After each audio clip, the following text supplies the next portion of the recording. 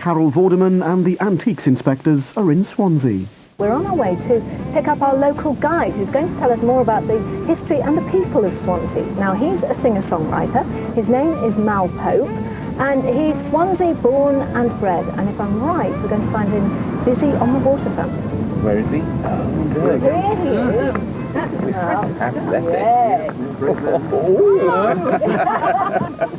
Hello. Hello, Mal. We're most impressed. These three inspectors. Hello. I thought you had to tell me. Nice to see you. That means welcome to Swansea. Yes. Thank you. Well, I hope you have a good time here in Swansea because we've got lots of things to show you. We're associated with the sea, lots of maritime things I'm sure you'll find of interest, and our industrial heritage as well. Copper, China, Swansea, China. Very good. So I'm sure you'll find lots of things to keep you interested. Dylan Thomas described the city as described the town as an ugly, lovely town before it became a city in 1969 with the investiture of the Prince of Wales. I'm not sure if you've noticed the ages of the buildings. On the outskirts it's quite old, but right in the middle it's all brand new sort of 50s, 60s stuff. But basically it was bombed flat during the war, and there's some monuments still here now. This is an Ack gun which tried its best to protect the city during 3 or 4 nights of horrific bombing. Hundreds of lives were lost.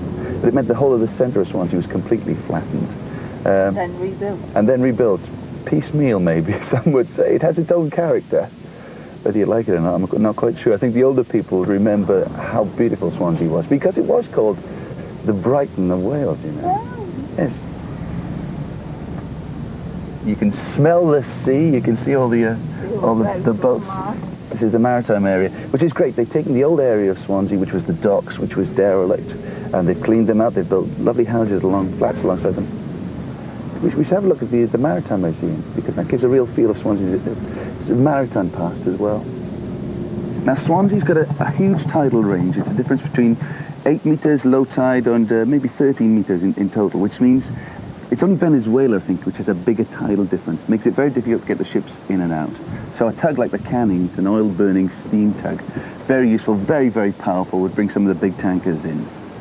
So the next one I'd like to show you, it's a pilot cutter. Do you know what a pilot cutter is? Well, I do know that pilots steer the big ships in, don't they? That's right, but it was a race.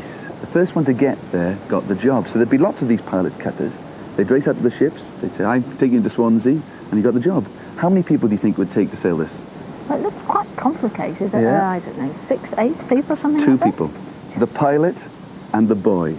And they'd sail up to the ship, he'd get off, the pilot would, and the boy would have to take it back. So there we are. And they'd be on this for like 10 days at a time. Hard job, eh? Now, you and I are fellow countrymen, of course, aren't we?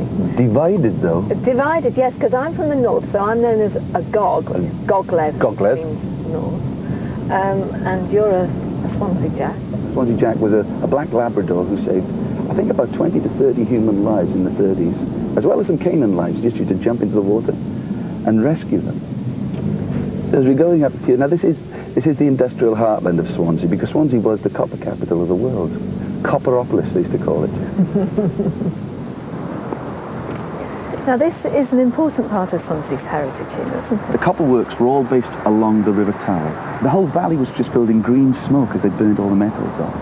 And people worked here because there was a lot of money to be made. But the risks, they used to have their hands wrapped in bandages, covered in mud, and they would carry the ladles of the copper. And if you spilt any of that, he used to spit like a cat if any water got into the copper, and you could take your arm off. Oh. But they worked here, and they lived and they died here, made a lot of money for the industrialists, some of the richest men in the world at that time. But it's great to see that the valley's been reclaimed. Now this valley, this hill here is called Kilvey Hill, and this is the view I had from my bedroom. And as I was growing up, it was completely dead, completely barren, but they've replanted it. It looks green and pleasant again. A fine hill. A fine hill. Let's crack on. Okay.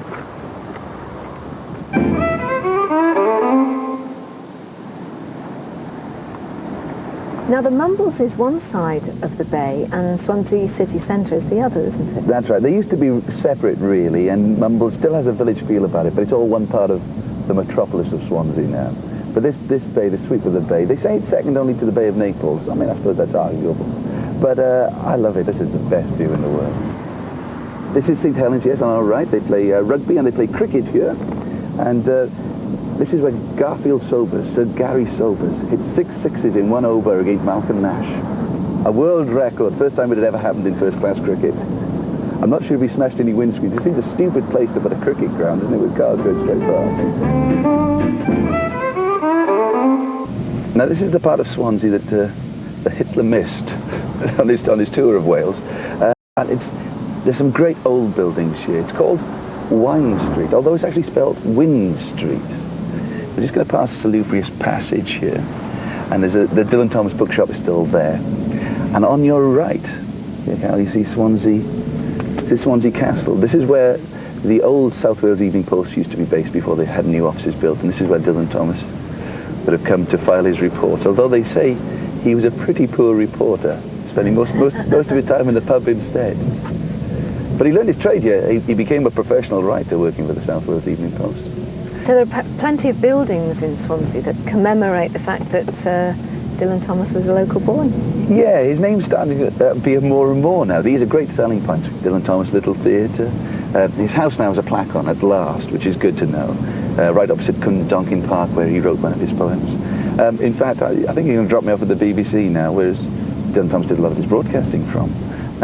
His ghost is said to still walk through the building. It's right next door to the Glyndwr Art Gallery. I'm going there later with Clive. Oh, right. Well, you'll enjoy it, I'm sure. So here we are. We're going to Brilliant. see you later. Yeah, lovely. I'll see you later. See you Thanks then. a lot. Bye.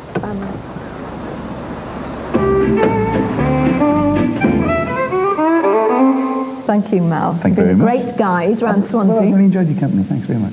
That's it from the Antiques Inspectors in Swansea. We'll be on the road again next week. Until then. Actually, before you go, Goodbye.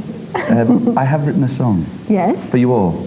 Oh, really? Would you like to hear it? Oh, where's your guitar? Yes. It's down Well, I'll give it here. my best shot. It's new, it's brand new, it's hot off the press, as they say. So it goes a little bit like this. Antiques inspectors, looking for that diamond in the rough. Antiques inspectors, to them too much is not enough. If you collect it, they'll inspect it, along with all your other stuff. Antiques inspectors are on the road. Carol is the driver, I've been sitting by her side, but I never get the feeling I'm being taken for a ride. All the way through Swansea, I've been proud to be her guide. Antiques inspectors are on the road. Christopher and Timothy have furniture in mind. Dining tables, wardrobes, other items of that kind. I've really had a feeling, listening to their tales. They're the antique inspectors, Chippendale. Antiques inspectors, looking for that diamond in the rough. Antiques inspectors, to them too much is not enough. If you collect it, they'll inspect it, along with all your other stuff. Antiques inspectors are on the road. Now Clive was the inspector who held Swansea in his hand. The china was exquisite, as good as the stuff from other lands. And when it comes to dolls, there's only one that you can call. Hillary's the expert after all. Here we go. Antiques inspectors, looking for that diamond in the rough. Antiques inspectors.